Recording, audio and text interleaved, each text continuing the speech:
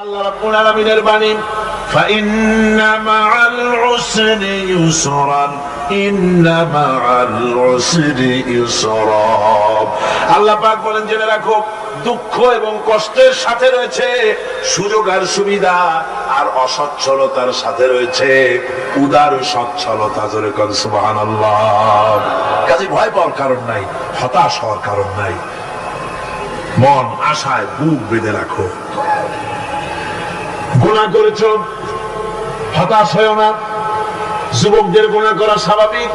ইউনিভার্সিটির ছাত্র, কলেজের ছাত্র, প্রফেসর, শিক্ষক, অফিসার ঘুষ খেয়েছেন, জিনা করা হয়েছে, মদ খাওয়া হয়েছে, মিথ্যা কথা বলা হয়েছে, যাই কিছু করেন না কেন ভয় পাওয়ার কারণ নাই, নিরাশ হওয়ার কোনো দরকার নাই।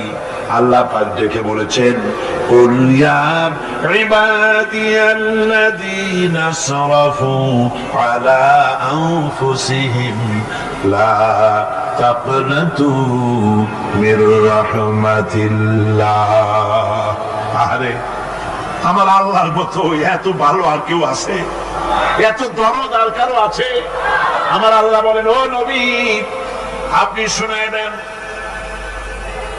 হে আল্লাহর বান্দারা, তোমরা যারা নিজেদের উপরে বাড়াবাড়ি করেছো, নিজেদের উপরে জুলুম করেছো, অত্যাচার করেছো, আমি আল্লাহর রহমত থেকে নিরাশ হয়ে যেও না। মানুষ যদি অপরাধ করে, বাপের সাথে অপরাধ করেছে, মায়ের সাথে অপরাধ করেছে, মা বাবা সন্তানের চাইতে এত বড় কল্যাণকামী তো আর কেউ নাই, কিন্তু মা বাবা কোনদিন বলে না আয় আমার ছেলে তোরে মাফ করে দেই, এরকম বলে নাকি? মন চায় ছেলে যদি মাফ চাইতো, খুশি হয়ে মাফ করে দিতাম, কিন্তু কেন যে আসে না, ডাকে না যে আয় মাফ করে দেই। মা বাপ আপনাকে এত ভালোবাসে, সেই মা বাপও আপনাকে বলে না যে আয় মাফ করে দেই। আমার আল্লাহ হচ্ছেন এমন আল্লাহ, আল্লাহ রাব্বুল আলামিন ডাকেন, এ বান্দা খুন করেছিস ফিরে আয়, জিনা করেছিস ফিরে আয়, হত্যা করেছিস ফিরে আয়, চুরি করেছিস ফিরে আয়, কুফরি করেছিস ফিরে আয়, সুদ খেয়েছিস, ঘুষ খেয়েছিস, মদ খেয়েছিস ফিরে আয়, এসে আমার দরবারে চোখের পানি ফেল, আমার দরবারে কাঁদাকাটি কর। ইন্নাল্লাহা ইয়াগফিরুয যুনুবা জামিআ ইন্নাহু হুয়াল গফুরুর রহিম। আমার দরবারে চোখের পানি ফেলে কাঁদ, আমি রব্বুল আলামিন জিন্দেগীর গুনাহ মাফ করে দেব। সুবহানাল্লাহ কর, সুবহানাল্লাহ কর। আমার কাছে কাঁদ, চোখের পানি ফেল। আল্লাহ রাব্বুল আলামিনের কাছে বান্দার দুইটা ফোঁটা বেশি প্রিয়। একটা হলো জিহাদের ময়দানে যে রক্ত ফোঁটা দেওয়া হয়, এটা আল্লাহর কাছে প্রিয়। আর আল্লাহর ভয়তে গুনার জন্য লজ্জা করে, অনুশোচনা করে বান্দা যখন চোখের পানি ছেড়ে দেয়, আল্লাহর কাছে এটা অত্যন্ত প্রিয়। নবীজি বলেছেন, বান্দা যখন গুনার ভয়তে, আল্লাহর ভয়তে, জাহান্নামের ভয়তে অনুশোচনা করে যখন চোখ দিয়া পানি ছেড়ে দেয়, ওই চোখের পানি নাকের অর্ধেক আসতে না আসতে আল্লাহ রাব্বুল আলামিন বান্দারে মাফ করে দেয়। আল্লাহ বরদাস্ত করতে পারেন না যে বান্দা কান্দে। আমার ভাইরা, আল্লাহ রহমত, এই পৃথিবীতে আল্লাহর রহমতকে 100 ভাগ করা হয়েছে। আল্লাহ রহমতের কত ভাগ? এই 100 ভাগের 1 ভাগ সারা পৃথিবীতে ছড়াই দেওয়া হয়েছে। আর 99 ভাগ কার কাছে? আল্লাহর কাছে। 1টা ভাগ দুনিয়া ছড়ানো হয়েছে আদম আলাইহিস সালাম থেকে নিয়ে এই পর্যন্ত, এখান থেকে নিয়ে কিয়ামত পর্যন্ত পৃথিবীতে যত মানুষ আসবে, যত প্রাণী আসবে, তাদের মধ্যে প্রাণী জগতেও গাভী তার বাছুরকে ভালোবাসে ঠিক কিনা, হাতি তার বাচ্চাকে ভালোবাসে ঠিক কিনা, মুরগি তার বাচ্চাকে ভালোবাসে কিনা, প্রত্যেক মাই তার সন্তানকে ভালোবাসে মানুষের মতো। এই ভালোবাসা, স্নেহ, এই মমতা, এই করুণা, এই মহব্বত একটা ভাগ দুনিয়ায় দেওয়ার পর আপনি আর আমি যতটুকুন ভাগে পেয়েছি সেই মহব্বতে, স্ত্রীর মহব্বতে অস্থির, মায়ের মহব্বতে অস্থির, সন্তানের মহব্বতে অস্থির। এখন চিন্তা করেন, একটা ভাগ সারা পৃথিবীতে বিতরণ করার পর যেটুক পেয়েছি তাতে যদি এত মহব্বত হয়, তাহলে এর 99 ভাগ মহব্বত যে আল্লাহর কাছে জমা আছে, এই বান্দার জন্য তার কত মহব্বত, এই বান্দার জন্য কত করুণা তার, কত মহব্বত তার, কত দয়া তার। এই জন্য আল্লাহ রাব্বুল আলামিন বলেছেন, নাব্বি ইবাদি আন্নি আনাল গফুরুর রহিম। আমার নবী সুসংবাদ দিয়ে দাও, বান্দাদেরকে শোনায় দাও যে আমি আল্লাহ তাআলা ক্ষমাশীল আর দয়াবান। হুজুর কাঁদতেছিলেন, হযরত ওমর রাদিয়াল্লাহু তাআলা আনহু এসে দেখেন হুজুর একা কাঁদতেছে। হুজুর জিজ্ঞেস করছেন, হযরত ওমর জিজ্ঞেস করলেন, হুজুর আপনি কাঁদছেন কেন একা একা? হযরত ওমর বলেন, আমি যখন প্রশ্ন করলাম নবীজি বললেন, আমার কাছে কিছু আগে জিবরাইল এসেছিলেন, জিবরাইল এসে আমাকে বললেন আল্লাহ পাক বলেছেন, হে আমার নবী, ইসলামের ভিতরে থেকে যে সমস্ত মানুষগুলো ইসলামের ভিতরে থেকে চুল আর দাড়ি পাকায় দিছে, কিয়ামতের দিন এই লোকগুলারে আমি শাস্তি দিতে আমার শরম হবে। হযরত ওমর বলেন, হুজুর উম্মতের জন্য কত বড় খুশ খবর এটা, আর আপনি কাঁদতেছেন। হুজুর বলেন, ওমর তুমি জানো না আমার কান্নার কারণ ভিন্ন।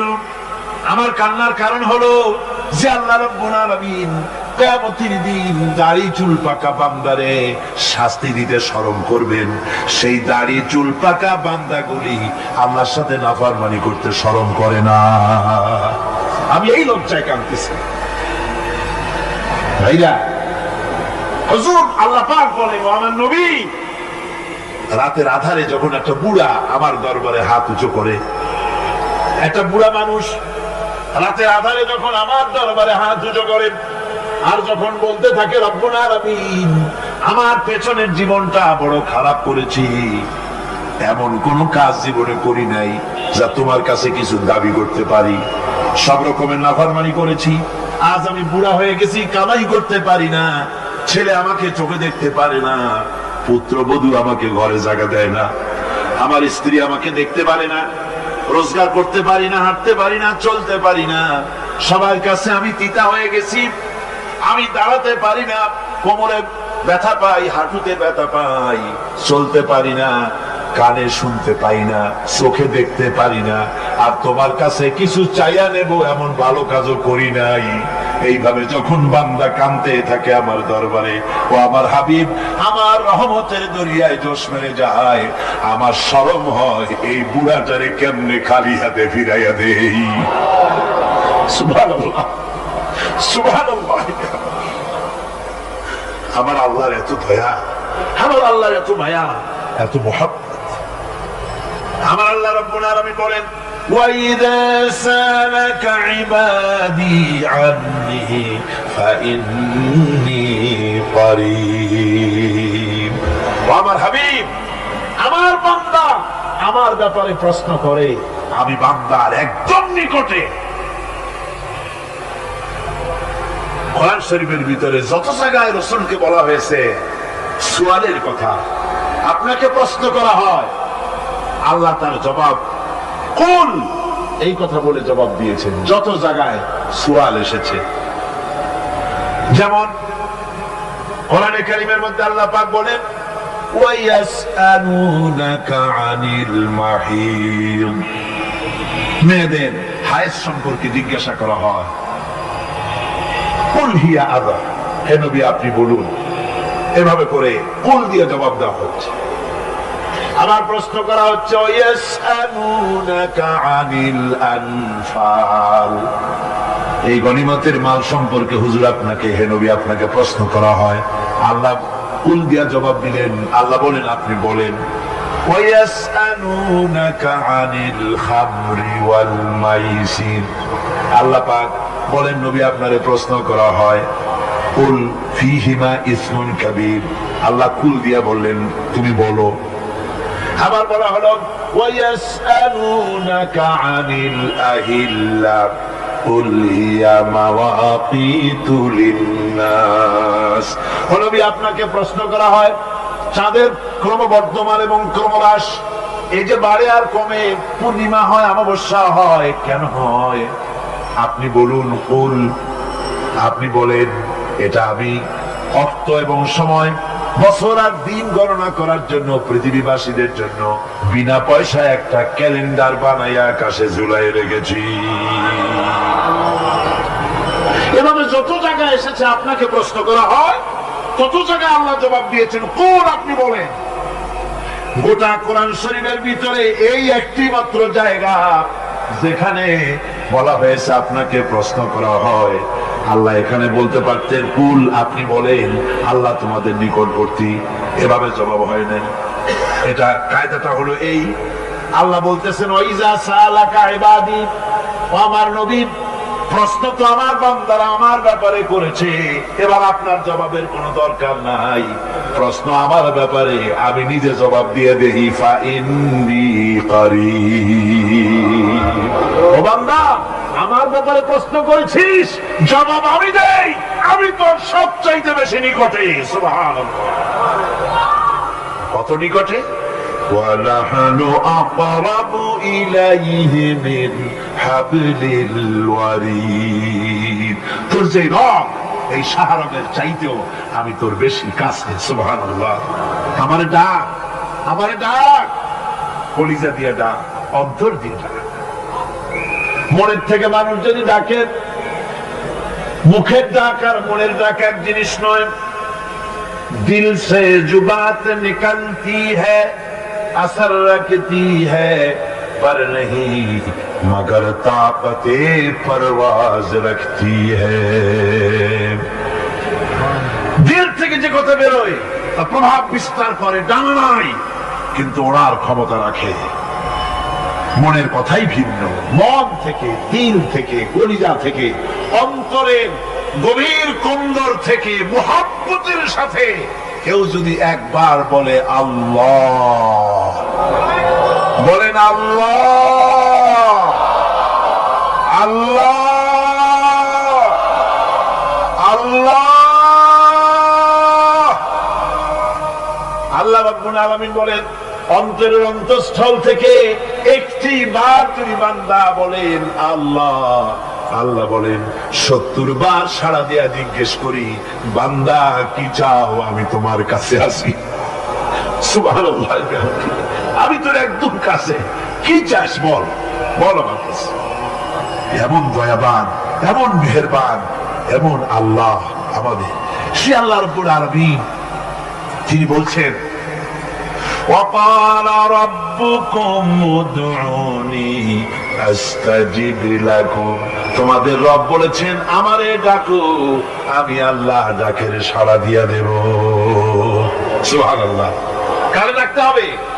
কারে ডাকতে হবে? এই বিশাল জনসমুদ্র একদিকে চিল্লায় কোন কারে ডাকতে হবে? কোন পীর সাহেবকে নয়, আল্লাহর কসম কোন খাজা বাবাকে নয়, ডাকতে হবে কারে? চিল্লায় কোন কারে?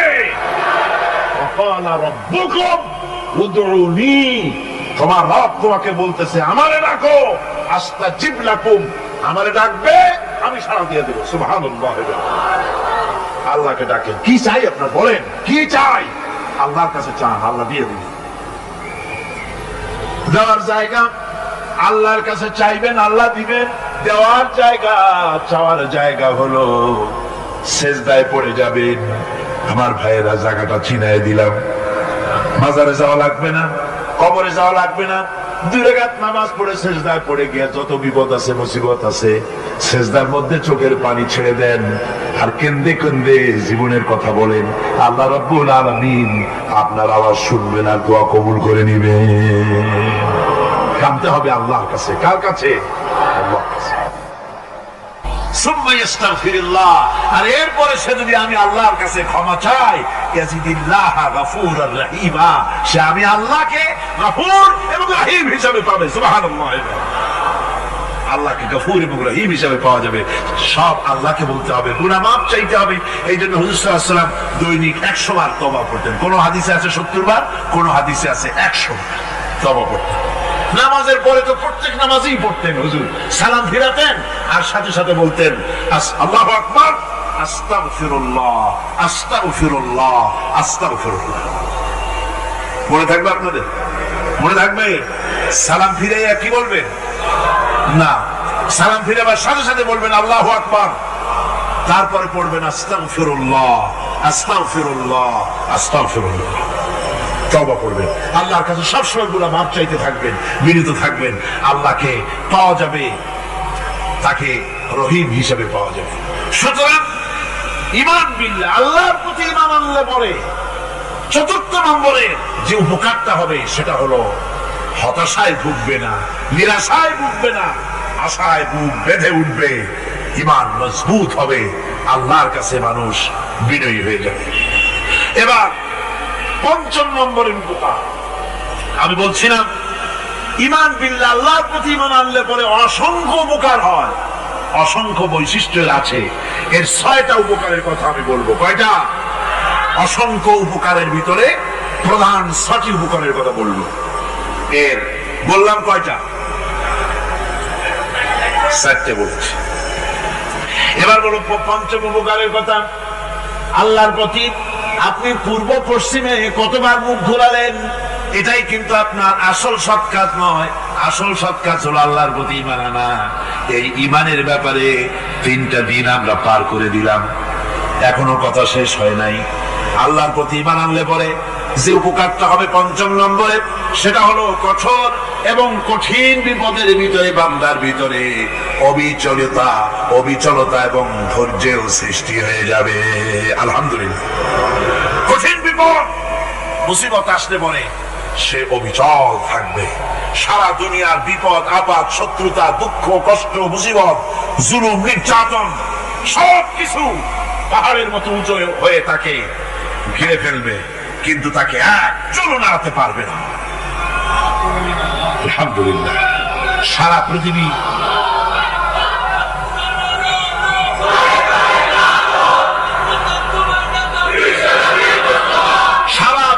একদিকে আর সে একা একদিকে থাকবে। বিরোধিতা তো হবেই, বিপদ তো আসবেই। কবি বলতেছেন, সাথে জাকা রহা হ্যায় আসল সে তা ইমরোজ, সাথে জাকা রহা হ্যায় আসল সে তা ইমরোজ, চরাগে মুস্তফাবি সে শরারে বুলাবিস। সে আগমন কাল থেকে শুরু করে মুস্তাফা সাল্লাল্লাহু আলাইহি ওয়াসাল্লামের দীপ শিখার সাথে আবু জাহেল, আবু লাহাবের অগ্নিস্ফুলিঙ্গের টক্কর লেগেই আছে। রাসূলুল্লাহ আল্লাহর দেওয়া এই বিধান, এই দ্বীনের বাতিটা টিম টিম করে জ্বলেছে। আর গর্কি, টর্নেডো, হাজার হাজার মাইল বেগে হ্যারিকেন এসেছে, গর্কি এসেছে, টর্নেডো এসেছে, টাইফুন এসেছে, কিন্তু এই আলো নিভাইতে পারে নাই। সুবহানাল্লাহ। এই আলো নিভাতে পারে নাই। এই শত্রুতা ছিল কালে, নিভাতে পারবে না। কারণ হচ্ছে আল্লাহ রাব্বুল আলামিন বলেছেন, ইউরিদুনা লিইউতফিউ নূরাল্লাহি বিআফওয়াহিহিম ওয়াল্লাহু মুতিম্মু নূরিহি ওয়ালাউ কারিহাল কাফিরুন। ওরা চায় মুখের ফু দিয়ে আমার আলোকে নিভিয়ে দেবে, কিন্তু আমি আমার আলোকে পূর্ণতা দান করব, তাতে কাফের বেঈমানদের কলজায় যত জ্বালা যন্ত্রণা হোক আমার দ্বীন কেউ বিজয় দিতে পারবে না। সুবহানাল্লাহ। সুতরাং বিপদে অবিচলতা আসবে, সে অটল হবে, মজবুত হবে। কোরআনে কারীম বলতেছে, ওয়া কাযালিকা জাআলনা লিকুল্লি নাবিয়্যিন আদুওয়াম মিনাল মুজরিমিন।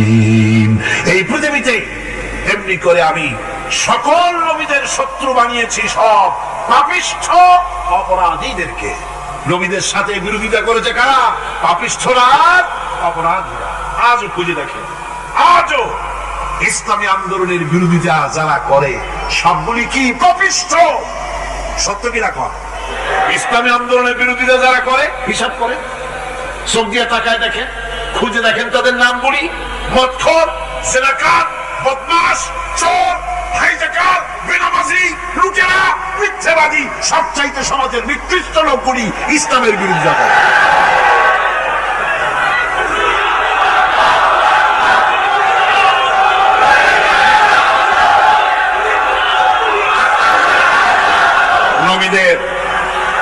নবীদের শত্রু আল্লাহ বলেন সব যুগে নবীদের সাথে শত্রুতা করেছে পাপিষ্ঠরা।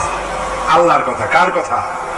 সকল যুগে নবীদের সাথে শত্রুতা করেছে পাপিষ্ঠরা, নিকৃষ্ট ধরনের অপরাধীরা। সুতরাং নবী রাসূলদের অবস্থা যখন এই, তখন দ্বীনের দাওয়াত যারাই দেবে তাদের কিসমত এরকম হবেই। এই বাধার মোকাবেলা তাদেরও করতে হবে। এই যে বাধাটা আসে, এই যে মারে, অপরাধ কি? এই যে তারা চোর বা ডাকাত যাদের মারা হয়। আল্লাহ রাব্বুল আলামিন বলেন অপরাধ হলো ওয়ামা নাকামু মিনহুম ইল্লা আইয়ুমিনু বিল্লাহিল আজিজিল হামিদ। অপরাধ হচ্ছে ঈমানদার লোকদের উপর নির্যাতন চালিয়েছে, অন্য কোনো কারণে নয়। কারণ একটাই, তারা আল্লাহর জমিনে আল্লাহর দ্বীন প্রতিষ্ঠা করতে চেয়েছে, আর কোন অপরাধ না। জমিন আল্লাহর, জমিন কার? এই বিশাল জনসমুদ্র গর্জে উঠুন একযোগে, বলুন জমিন কার? আইন চলবে কার? এখানেই সংঘর্ষ বেঁধেছে আবহমান কাল ধরে। মানুষ অত্যাচারিত হয়েছে, সাহাবায়ে কেরাম অত্যাচারিত হয়েছেন। বুখারী শরীফের হাদিসে এসেছে রাসূল করিম সাল্লাল্লাহু আলাইহি ওয়াসাল্লামের কাছে হযরতে খাব্বাব গিয়ে উপস্থিত হয়েছিলেন। হযরতে খাব্বাব বলেন, হাদিসটা এভাবে লেখা হয়েছে বুখারীতে, ওয়ান খাব্বাব বিন আরিদ রাদিয়াল্লাহু তাআলা আনহু قال شكونا إلى رسول الله صلى الله عليه وسلم وهو متوسد بردة له في ظل الكعبة। রাসূলুল্লাহর কাছে গেলাম, কাবা শরীফের কাছে গিয়ে দেখি নবীজি একটা চাদর গায়ে দিয়ে তিনি আরাম ফরমাচ্ছিলেন কাবা শরীফের ছায়ায়। সেখানে গিয়ে বললাম, আলা তাস্তানসিরু লানা আলা তাদউ লানা ইয়া রাসূলুল্লাহ, হে আল্লাহর রাসূল, আপনি কি আমাদের জন্য আল্লাহর কাছে দোয়া চাইবেন না? আপনি কি আল্লাহর কাছে আমাদের জন্য সাহায্য চাইবেন না? আমাদের লোকগুলিকে, মুসলমানগুলিকে মারতে মারতে তো শেষ করে ফেলে দিল। তারা আমাদের সুমাইয়াকে মারলো, আমাদের খাব্বাবকে উটের সাথে পায়ের দড়ি লাগায় টানলো, আমাদের খুবাইবকে তারা আগুনের উপরে চিৎ করে শোয়ায় রাখলো, না খায় রাখতেছে, মারতেছে। কষ্টে তো শেষ হয়ে গেলাম, হুজুর আপনি কি আমাদের জন্য দোয়া করবেন না? হাদিস শরীফে এসেছে নবীজি উঠে বসলেন সোজা হয়ে। নবীজি বলেন, ও আমার সাহাবী, ও খাব্বাব শোনো, তোমাদের আগে এই পৃথিবীতে যারা দ্বীনের দাওয়াত দিতে এসেছিলেন তাদেরকে সমকালীন রাষ্ট্র শক্তি, সমাজ শক্তি তাদেরকে ধরত। ফায়ুখাজুর রাজুলু, তাদেরকে তারা ধরত। ফায়ুহফারু লাহু ফিল আরদ, আর তার জন্য জমিনের ভিতরে কবর বানাইতো। ওই কবর ফায়ুজালু ফিহা, ওই কবরের ভিতরে তাকে কোমর পর্যন্ত গেড়ে দিত। সুম্মা ইউতা বিল মানশার, এরপরে করাত আনতো। ফায়ুদাউ আলা রাসিহি, এরপরে ওই করাত তার মাথার উপরে রাখতো। ফায়ুজালু নিসফাইন, এরপরে করাত দিয়া চিরে জীবিত মানুষটারে দ্বিখণ্ডিত করে ফেলে দিত। মা ইয়াসুদ্দুহু যালিকা আন দীনিহি, ও আমার খাব্বাব, এত কষ্ট দেওয়ার পরেও সেই যুগের কোন মুসলমানকে, দ্বীনের দায়ীদেরকে আল্লাহর দ্বীন থেকে এক চুলো তারা সরাই দিতে পারে নাই, এক চুলো সরাতে পারে নাই। ওয়াল্লাহি, ও খাব্বাব, আমি আমার আল্লাহর নামে কসম করে বলছি, লা ইউতাম্মান্নাল্লাহু হাযাল আমরা হাত্তা ইয়াসীরা আর-রাকিবু মিন সানা ইলা হাযরামাউত। আমি কসম করে বলি, আল্লাহ রাব্বুল আলামিনের এই সানা থেকে হাযরামাউত পর্যন্ত লোকেরা যাতায়াত করবে, সুন্দরী রমণীরা গমন করবে, সদাকারেরা যাতায়াত করবে, টাকা নিয়ে পয়সা নিয়ে যাতায়াত করবে। তাদের মনের মধ্যে লুটের ভয়, টাকার ভয়, চুরির ভয়, ডাকাতির ভয়, জেনার ভয়, হত্যার ভয়, ধর্ষণের ভয়, কোনো ভয় থাকবে না। লা ইয়াখাফু ইল্লাল্লাহ, আল্লাহ ছাড়া কোনো ভয় থাকবে না। এমন একটা সমাজ, এমন একটা সময় আসবে। ওয়ালাকিন্নাকুম তাস্তাজিলুন, অথচ খুব তাড়াহুড়ো তোমরা করতেছো। তাড়াহুড়ো করো না, সময় আসবে ইনশাআল্লাহ। আমার ভাইয়েরা, আমার বন্ধুগণ, কঠিন বিপদে অবিচলতা এবং ধৈর্যের দৃষ্টান্ত রেখে গেছেন আম্বিয়া আলাইহিমুস সালাম। সুবহানাল্লাহ। কঠিন বিপদে অবিচলতা, দৃঢ়তা, ধৈর্য কারে বলে, তার দৃষ্টান্ত কারা রেখেছেন? আম্বিয়া আলাইহিমুস সালাম। ওনারাই আমাদের আদর্শ, নবীরাই আদর্শ। সাহাবায়ে কেরাম রিদওয়ানুল্লাহ তাআলা আলাইহিম আজমাইন আমাদের আদর্শ। ভাইরা আমার, মুসা আলাইহিস সালামকে ফিরআউন যখন ঘিরে ফেলে দিল, কোরআনের সব কথা গল্প গুজব আর ইতিহাসের জন্য লেখা হয় নাই। কোরআনের মধ্যে যা লেখা হয়েছে সব বান্দাদের উপদেশের জন্য, যাতে করে লোকেরা চিরটা কাল এর থেকে উপদেশ নিয়ে নিজেদের তৈরি করতে পারে। জোরে বলেন সুবহানাল্লাহ। মুসা আলাইহিস সালামের কথা আল্লাহ বলেন, ফিরআউন তাকে ঘিরে ফেলে দিল, পালাবার রাস্তা নাই। ফালাম্মা تراءى الجمعان قال أصحاب موسى إنا لمدركون। মুসা আলাইহিস সালামের উম্মতরা বললেন, হে মুসা, পাকড়াও হয়ে গেছি, পালাবার রাস্তা নাই। তিন দিক থেকে আমাদেরকে ঘেরাও করেছে ফিরআউনের শক্তি। সামনে কি? দরিয়া, আর তিন দিকে কি? ঘেরাও আন্দোলন। পালাবার পথ নেই, পালাবার পথ নাই। সারাশি আক্রমণ, ঘেরাও আন্দোলন। এই যে ঘেরাও টেরাও তো আজকে নতুন নাই, ঘেরাও আসছে অনেক আগের থেকে। আসলে কথা বুঝতে পারছি। মাইক না থাকলে আমি কি করবো কোন? আজকে এরকম হচ্ছে কেন? আগামীকাল ঠিক হবে ইনশাআল্লাহ, রাগ করেন না। গান হচ্ছে, বসেন বসেন। শয়তান ঢুকছে মাইকের মধ্যে।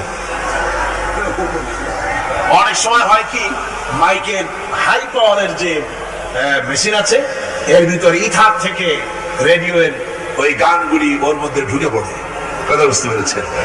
এই জন্য শয়তান তো আর বসে থাকে না, ওরও তো কিছু করার আছে।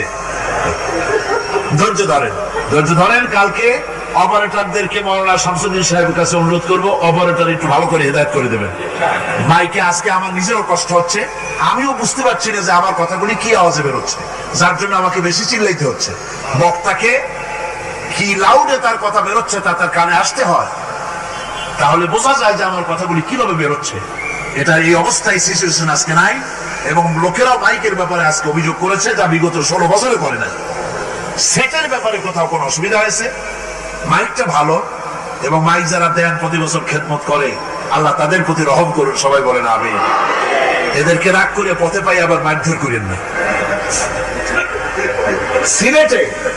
সিলেটের যে তাফসীর মাহফিল হয়, বিগত 19 বছর তাফসীর করেছি একটানা, এবার 20 বছর পুরো হবে ইনশাআল্লাহ। সিলেটে একটানা 20 বছর তাফসীর করতেছি সেখানে। তো মাইক, একটা লোক বিনা পয়সা মাইক দেয়, মাইকের ভাড়া সে নেয় না। তাফসীরের মাহফিলের মাইকের ভাড়া নেয় না। সে বছর এরশাদ সরকার আমাকে প্লেন থেকে নামতে দিল না, আপনাদের মনে আছে? সিলেট থেকে ফিরাই দিল। এই খবরটা মাইকম্যান যখন শুনেছে যে আমাকে নামতে দেয় নাই, ফিরাই দেওয়া হয়েছে, সাথে সাথে স্ট্রোক করেছে, হার্ট ফেল করে দুনিয়া থেকে বিদায় হয়ে গিয়েছে। সিলেটে তাফসীর হতে পারবে না, এই কথা সে বরদাস্ত করতে পারে না। আমি কেঁদেছি আর দোয়া করেছি, আল্লাহ, কোরআনের মহব্বতের লোকটার এই অবস্থা হলো, তোমার জান্নাত তুই দয়া করে তাকে দান করে দিও। কাজে কোনো ব্যবসায়ী চায় না যে তার ব্যবসাটা খারাপ হোক, লোকেরা মন্দ বলুক। এই মাইকের ব্যাপারে আপনারা আজকে রাগারাগ করেন না, যা হয়েছে কালকে ভালো হবে ইনশাআল্লাহ। সবাই বলেন ইনশাআল্লাহ। এখন চলেন আমরা ফেরাউনের অবস্থা দেখি গিয়ে কি করতেছে ফেরাউন। মুসা আলাইহিস সালামকে ঘেরাও করে ফেলেছে, পালাবার উপায় নাই। একদিকে দরিয়া, তিন দিকে ফেরাউনের শক্তি। এই যে ঘেরাও টেরাও মানে নতুন তো না, ধর্মঘট নতুন না, অনেক পুরানো জিনিস। এই পৃথিবীতে সর্বপ্রথম ধর্মঘট কিসের উপরে হয়েছে জানেন? এই পৃথিবীর প্রথম ধর্মঘট হয়েছে পেঁয়াজ, রসুন আর ডাইলের উপরে। মুসা আলাইহিস সালামের জমানায় লান নাসবিরা আলা তুআমিন ওয়াহিদ, আমরা এক রকমের খাদ্য আর খাবো না, আমাদের পেঁয়াজ দেওয়া লাগবে, ডাল দেওয়া লাগবে, রসুন দেওয়া লাগবে। সর্বপ্রথম ধর্মঘট হয় মুসা আলাইহিস সালামের জমানায়, সেখান থেকে শুরু হয়েছে। কিন্তু মশাল মিছিল যে আসলো কই থেকে, এইটা আমি খুঁজে পাইনি। পরে প্রত্যেকটা জিনিসের ইতিহাস আছে, আমি খুঁজতে খুঁজতে পেলাম। আমি জানি না এর ইতিহাস মূলে কোথায়, কিন্তু আমি যতদূর খুঁজে পাইছি সেটা হলো মশাল মিছিলের আবিষ্কার হয়েছে লঙ্কায় রাবণের সময়। হনুমানের লেজে আগুন দিয়া তারপরে লঙ্কা কাণ্ড ঘষালো, নামই আছে লঙ্কা কাণ্ড। হনুমানের লেজে আগুন দিয়ে রাবণ যে লঙ্কায় মশাল মিছিল করেছিল হনুমানকে দিয়া, ওই হনুমানের ওই সিস্টেমটা এখনো আমাদের দেশে চালু আছে। এইটা আসলে কোন ভদ্র লোকের এই মিছিল হওয়া উচিত না। আগুন নিয়ে কিসের মিছিল? আগুন হলো জাহান্নামের প্রতীক। আগুন কিসের প্রতীক? জাহান্নামের প্রতীক। যদিও আমাদের উপকারে লাগে, কাজে লাগে। সুতরাং আমরা যা করব প্রত্যেকটা জিনিসের পেছনে সুন্নতে নববীর কোনো না কিছু থাকতে হবে। কথা বুঝতে পেরেছেন? তিন দিক থেকে ঘেরাও হয়ে গেছে, পালাবার কোন রাস্তা। হযরতে মুসা আলাইহিস সালামের কাছে উম্মতরা বললেন, পালাবার তো কোনো পথ নাই, এখন উপায়টা কি? আমাদের তো আর উপায় নাই। মুসা আলাইহিস সালাম দেখেন বিপদে পড়ে গেছেন, কিন্তু ধৈর্য হারান নাই, ভয় পান নাই। ভয় পাইছিলেন? ভয় পেয়েছেন? প্রশ্নই ওঠে না। মুসা আলাইহিস সালাম আল্লাহ পাক যাদেরকে বলেছেন উলুল আযম রাসূল, যাদের বলেছেন তার মধ্যে হযরত মুসা একজন উলুল আযম পয়গম্বর। চারটিখানি কথা না, আল্লাহ কথা বলছেন তার সাথে, কালিমুল্লাহ তিনি। সুবহানাল্লাহ। মুসা আলাইহিস সালাম শুনালেন, কাল্লা ইন্না মাইয়া রাব্বি সায়াহদিন। কখনো নয়, আমার উম্মতেরা ভয় পেও না, আমার রব অবশ্যই আমাকে পথ দেখাবে। সুবহানাল্লাহ। তিন দিক থেকে শত্রু, একদিকে দরিয়া, পালাবার কোন রাস্তা নাই। সেখানে দৃঢ়তার সাথে তিনি বলছেন, অবশ্যই আমার আল্লাহ আমাদের পথ দেখাবে। সুবহানাল্লাহ। নবীরা এই দৃঢ়তা দেখিয়েছেন, অবিচলতা দেখাইছেন। আল্লাহ পাক মুসা আলাইহিস সালাম যখন এই দৃঢ়তা দেখালেন, এই অবিচলতা দেখালেন, সঙ্গে সঙ্গে জিবরাইল এসে হাজির হয়ে গেলেন। আল্লাহ পাক বলেন, ফাআওহাইনা ইলা মূসা আন আদরিব বিআসাকাল বাহরা ফানফালাকা ফাকানা কুল্লু ফিরকিন কাত্তাউদিল আযীম।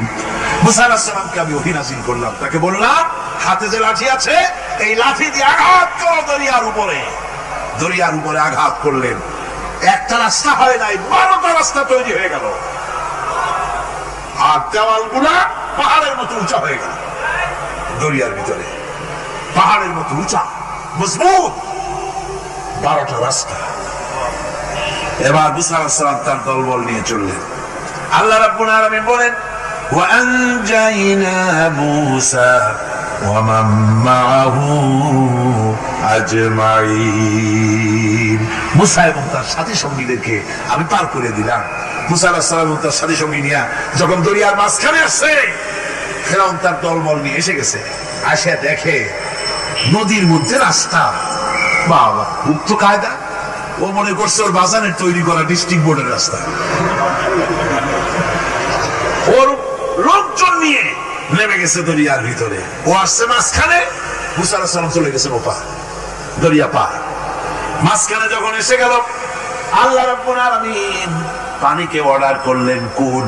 আল্লাহর তো বটন টেপা লাগে না, মুখ দিয়া কোনো হুকুম করা লাগে না, শুধু বলেন কোন। যে ব্যাপারে কোন বলেন ফায়াকুন, সাথে সাথে হয়ে যায়। আল্লাহ বললেন কোন, আর অমনি রাস্তা বন্ধ হয়ে গেল। এবার তুফান শুরু হয়েছে নদীতে, ঢেউয়ের উপরে ঢেউ, মওজুন কাল জিবাল, পাহাড়ের মতো উঁচু হয়ে হয়ে ঢেউ আসতেছে। দলবল ঘোড়া আর অস্ত্রপাতি যা ছিল সব মরে শেষ। এবার ফেরাউন একা উপরে ওঠে আর নিচে নামে, পানি খেতে খেতে পেটের কাম সারা, জনমের খাওয়া খাইছে পানি। এখন যান যা, বাঁচবার আর উপায় নাই, বাঁচবার আর উপায় নাই। ফেরাউন তার নিজের জীবন সম্পর্কে হতাশ হয়ে গেল। এবার ফেরাউন বলতেছে, আমানতু আন্নাহু লা ইলাহা ইল্লাল্লাযী আমানাত বিহি বানু ইসরাঈল। আমি ঈমান আনলাম, আমি ঈমান আনলাম আল্লাহ ছাড়া কোন ইলাহ নাই। ওই আল্লাহর উপর ঈমান আনলাম যে আল্লাহর উপর ঈমান এনেছে বনি ইসরাঈলেরা। আল্লাহ যাতে ঠিক পাইছে কোন আল্লাহর উপর ঈমান আনছে, বনি ইসরাঈলের আল্লাহর উপর ঈমান আনলাম। আল্লাহ এই তো মুসলমান হয়ে গেছি, এরপরও আমার সুবাও কেন? আল্লাহ রাব্বুল আলামিন জবাবে বলেন, আল আন, এখন وقد عصيت قبل وكنت من المفسدين। এখনই মানার কথা বলছো, অথচ যুগের পর যুগ, বছরের পর বছর ধরে আমার মানুষের উপরে মন গড়া আইন চালাইছ, আমার পয়গম্বরের সাথে বেয়াদবি করেছ। আজ তোমাকে আমি ছাড়ছি না, তোমাকে আজকে ছেড়ে দেব না, আমি তোমাকে মারব। আর সমস্ত প্রাণীগুলিকে, স্থলচর প্রাণীগুলিকে আল্লাহ পাক অর্ডার দেয়া দিলেন, এই ফেরাউনের লাশকে ডুবাবি না, পচাবি না, খাবি না। আলিয়াউমা নুনাজ্জিকা বিবাদানিক, আমি তোমার শরীরে বাঁচায় দেব। পোকে খাবে না, পানিতে পচবে না, মাছে খাবে না, কুমিরে খাবে না, দুনিয়ার কোনো পশুতে খাবে না। আমি তোরে শুটকি বানাইয়া রাখবো, যাতে করে দুনিয়ার সমস্ত ফেরাউন যত যুগে যুগে আসে তোরে দেখে যেন হেদায়েত নিতে পারে। ফেরাউনকে আল্লাহ শুটকি বানায় রাখছে। আমি ফেরাউনদের লাশ দেখেছি ব্রিটিশ মিউজিয়ামে। ফেরাউন তো একটা না, অনেকগুলা।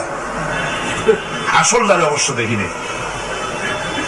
ব্রিটিশ মিউজিয়ামে ওই ফেরাউন গুলার লাশ যখন অসুবিধা হয়, মমিগুলি, তখন ইংল্যান্ডে নিয়ে যায় চিকিৎসা করাবার জন্য।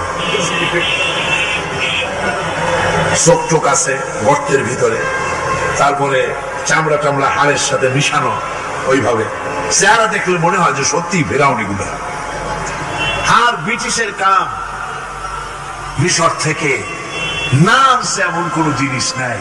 আমি সেখানে এক বক্তৃতায় বলছিলাম, আপনারা এদের এখন সভ্য, এদের এখন ভদ্র, এরা হলো ইন্টারন্যাশনাল সোর, ওরা সারা দুনিয়া চুরি করেছে।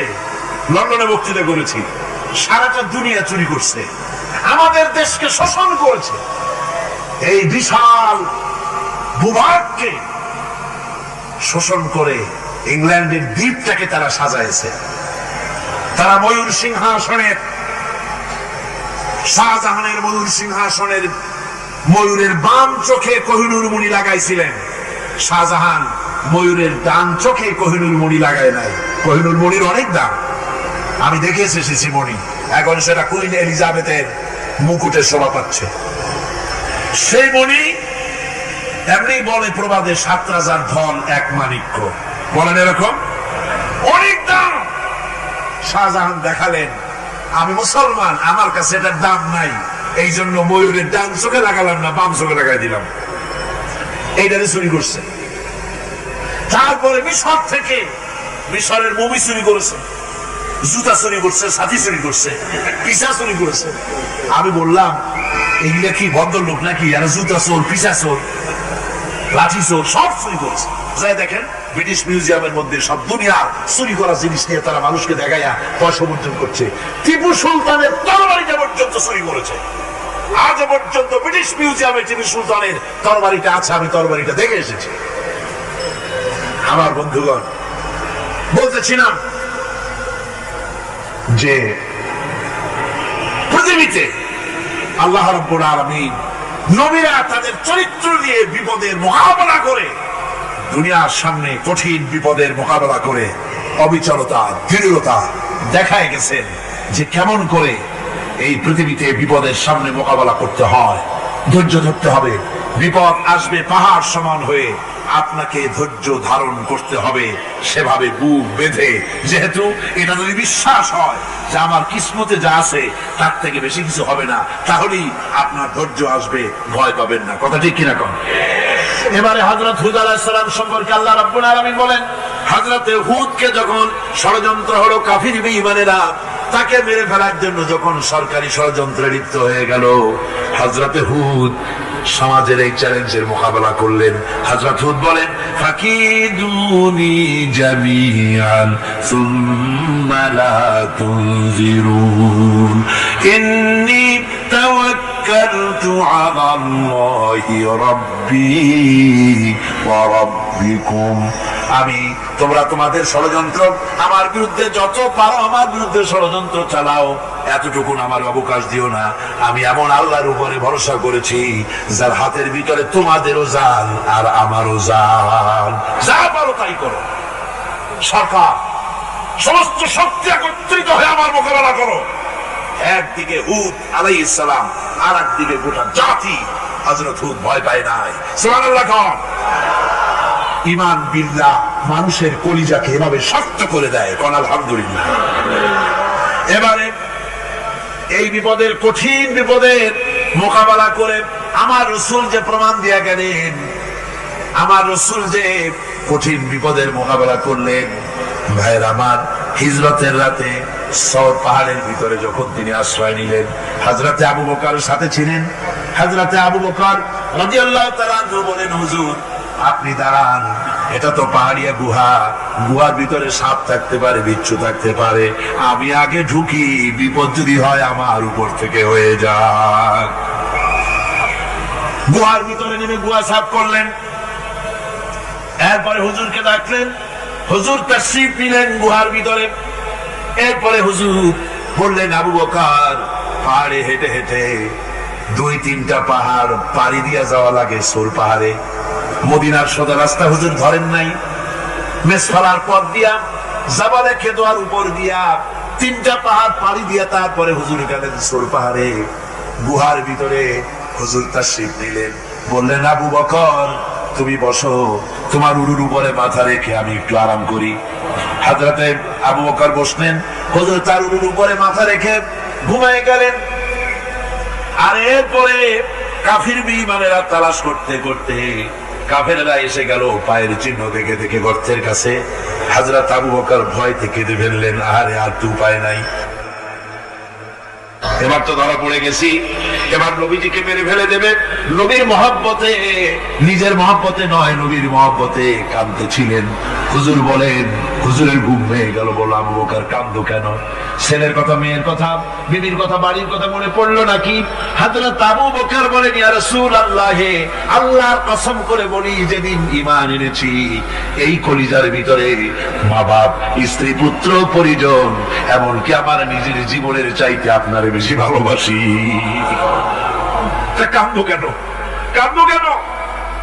হযরত আবু বকর বলেন, হুজুর ধরা পড়ে গেছি, কাফেররা এসে গেছে, বক্তের কাছে টাকা দিয়ে আমাদের দেখতে পাবে, আমরা তো মাইনরিটি, ওরা তো মেজরিটি, আমরা তো ধরে মারি ফেলাই, আপনাকে মেরে ফেলে দেবে, এই জন্য কাঁদি।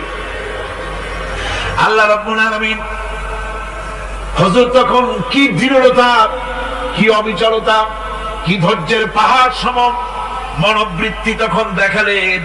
আল্লাহ কোরআন শরীফে চিরকাল যাতে মানুষেরা হেদায়েত দিতে পারে সেজন্য হুজুরের কথা উঠায় দিলেন কোরআনে। আল্লাহ পাক বলেন, ইযহুমা ফিল গার إذ يقول لصاحبه لا تحزن إن الله معنا। ও বন্ধু, ভয় পেও না, আল্লাহ আমাদের সাথে আছেন। সুবহানাল্লাহ। আল্লাহ আমাদের সাথে আছেন। আমরা মাইনরিটি নই, আমরা মেজরিটি। আল্লাহ আছে আমার সাথে, ভয় পাওয়ার কোনো কারণ নাই। সুবহানাল্লাহ।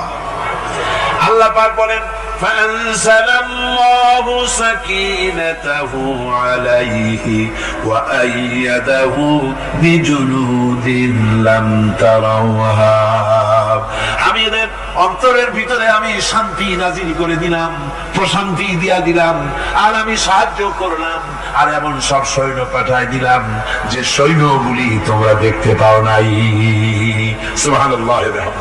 তাই আমার রাসূল করিম সাল্লাল্লাহু আলাইহি ওয়াসাল্লাম এই বিপদের মাঝে, চরম বিপদের মাঝে অবিচলতা, দৃঢ়তা, কঠিন আত্মনির্ভরতা দেখিয়েছেন। এগুলি হলো ঈমানের পঞ্চম নম্বরের উপকারিতা। আল্লাহর প্রতি ঈমান আনলে এভাবে পাহাড় সম ঈমান মজবুত হয়ে যায়।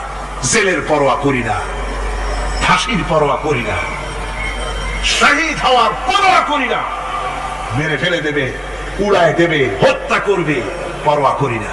পরোয়া করি কেবলমাত্র কাকে? কারে? এইরকম মুসলমান হাজার হাজার লাখ লাখ দরকার নাই, 313 জন যথেষ্ট। কয়জন যথেষ্ট? 313 জন যথেষ্ট। বদলে যারা জান দিয়ে, মাল দিয়ে দিনকে প্রতিষ্ঠিত করেছিলেন, এরকম 313 জনই যথেষ্ট ছিল। এই দৃঢ়তা, এই অবিচলতা, এই ঈমান, এই ধৈর্য শিক্ষা দেয়, এই উপকার করে ঈমান বিল্লাহ। আল্লাহর প্রতি ঈমান আনলে এভাবে পাহাড়ের মতো শক্ত হয়ে যায় কলিজা। কোন আলহামদুলিল্লাহ। আমার বন্ধুগণ, এবার আমি বলবো সর্বশেষ উপকারের কথাটা বলি, মোনাজাত ছেড়ে দেব। কয়টার কথা বলছিলাম? উপকার 6টা উপকারের কথা বলেছি। অনেকগুলি বৈশিষ্ট্য, অনেকগুলি উপকারের মধ্যে আল্লাহর প্রতি ঈমানের 6টা উপকারের কথা 5টা বলা হয়ে গেছে।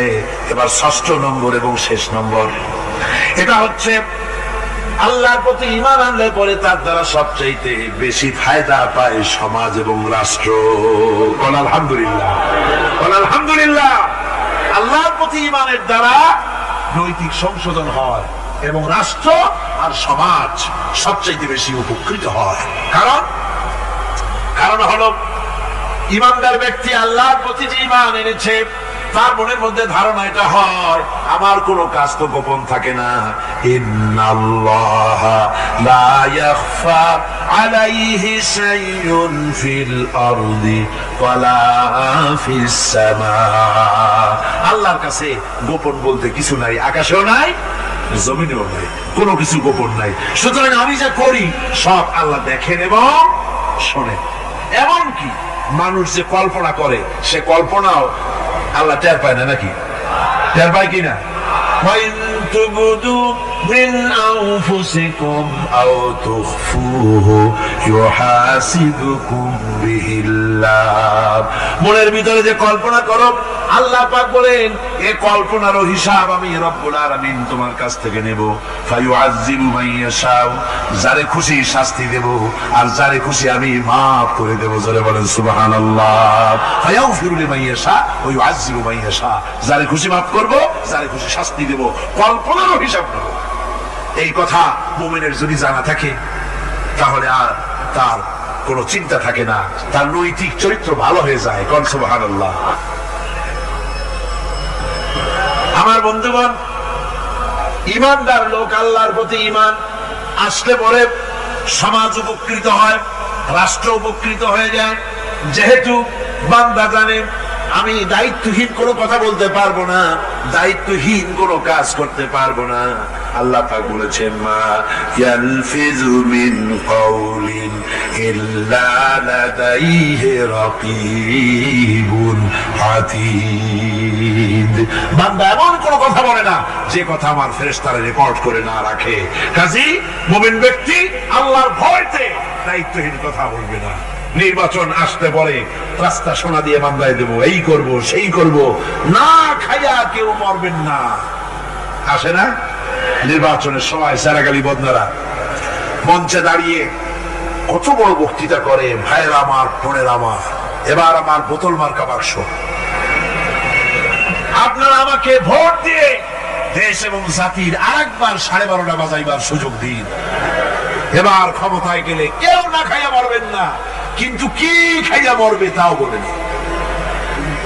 এর মানে প্রতি অর্থ হচ্ছে এই, ওরা যদি ক্ষমতায় যেতে পারে তাহলে বিষ খাইয়া হোক, গুলি খাইয়া হোক, কিছু না কিছু খেয়ে মরতে হবে। একেবারে খালি পেটে মরলে গ্যাস্ট্রিক হওয়ার সম্ভাবনা আছে। ঈমান বিল্লাহ যদি না থাকে, আল্লাহর ভয় যদি না থাকে, তাহলে দায়িত্বহীন কথা বলে। আর আল্লাহর ভয় যদি থাকে তাহলে নৈতিকতার সংশোধন হয়ে যায়। দায়িত্বপূর্ণ কথা বলে মানুষকে ফাঁকি দেয় না। আমার বন্ধুগণ, আল্লাহ রাব্বুল আলামিন তার বান্দা যারা আল্লাহকে ভয় করে, সে ভয় করা বান্দাগুলি মনের মধ্যে এই চিন্তা এসে যায়, আমি যেখানে থাকি না কেন আল্লাহ আমাকে দেখতেছেন, শুনতেছেন।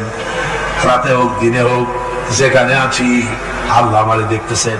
আল্লাহ পাক বলতেছেন, ওয়া হুয়া মাআহুম ইয ইউবাইতুনা মা লা ইয়ারদা মিনাল কওলি ওয়া কানা আল্লাহু বিমা ইয়ামালুনা মুহীতা। আল্লাহ পাক বলেন, আমি তো আমার বান্দার নিকটে তখনও থাকি যখন সে গোপনে গোপনে রাতের বেলায় আমার মর্জির খেলাফ পরামর্শ করে। আমার মর্জির খেলাফ পরামর্শ করতেছে রাত্রে, আমি তো তখনও কাছে থাকি, ওটা আমি শুনি। ঈমান যদি আসে তাহলে এই সব কাজ থেকে সে বিরত থাকে। সে যদি কম হয় সেখানেও আল্লাহ, বেশি যদি হয় সেখানেও আল্লাহ। এমন কোন জায়গা আছে নাকি চিটাগংয়ে যেখানে আপনি একটা আকাম করবেন আর আল্লাহ টের পাবে না? কোন আছে নাকি? আচ্ছা, চট্টগ্রামে না থাকুক, বাংলাদেশের কোন জায়গা আছে নাকি? পার্বত্য চট্টগ্রামে যত পাহাড় আছে, উঁচু নিচে জায়গা আছে, ওই জায়গায় বোধহয় আছে নাকি? সারা পৃথিবীতে আছে কোথাও? আল্লাহকে ফাঁকি দেওয়ার জায়গা কোথাও? সব স্পষ্ট। আল্লাহ কি ঘুমায় নাকি? ঘুমায়? তার কাছে দিনও যায়, রাতও যায়। সমানে তিনি দেখতে পান, শুনতে পান, সবকিছু দেখতে পান, সবকিছু শুনতে পান। তাকে ফাঁকি দেওয়ার কোনো উপায় নেই। এই জন্য ৬ষ্ঠ নম্বরের উপকার যেটা হয় সেটা হলো সমাজ উপকৃত হয় ওই মানুষ দিয়ে যার মধ্যে ঈমান আছে। হযরত ওমর রাদিয়াল্লাহু তাআলা আনহু রাতের আধারে শেষ রাত্রে ঘুরতেছিলেন, দেখেন এক বাড়িতে কথা হচ্ছে, কথাবার্তার আওয়াজ পাওয়া যায়। মনে করলেন কোন অসুখ বিসুখ নাকি। ঘরে গিয়ে কান পাচ্ছেন দেওয়ালের সাথে, শুনতে পাচ্ছেন ভিতরে বুড়ি মা তার মেয়েকে বলছে, মেয়ে ওঠ, উঠের দুধ দোয়াই নিয়ে আসছি, এর মধ্যে পানি মিশা, তারপর সকালে বাজারে নিয়ে যা। মেয়ে বলছে, মা এই কামটা আমি পারবো না। কেন পারবি না? হযরত ওমর ফরমান জারি করেছেন, দুধে পানি মিশাতে নিষেধ করেছে, কাজে এই কাজটা আমি পারবো না। আরে বেটি, আমিরুল মুমিনিন দেখ এখন কোথায় যায়, ঘুমায় আছে। সে কি দেখতেছে নাকি যে পানি মিশাই নাকি মিশাই?